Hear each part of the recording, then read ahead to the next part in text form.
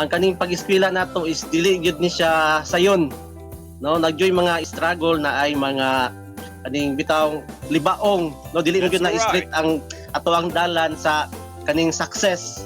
Nagyud na yung mga libaong, pero kung ubanan gyud nato ang pag-ampo, ubanan nato ang kaning pagtuo, pagsalig sa Ginoo, kaning makaya gyud nato ang tanan, no? Muna ako ang maka-advise, no, sa tanan nga mga estudyante nga bisan unsa pa na nga mga struggle, mga kalisod sa pag-eskwela, pero kung natay Ginoo sa tong kinabuhi, ang Ginoo gyud ang mo hanay, no, mo hapsay sa to ang dalan ngadto sa kuan kaning success sa to ang kinabuhi. Well done. Amen. Well done, said ni Bayan Lord. Sis, My goodness. pang-pastor gyud Pang-pastor kaayo. Ay, pang-pastor na tubag ni. Mahaglot na kung kuan ni kay pang-pastor ni. Tinuod ba ya? Yes, Tinuod. sakto.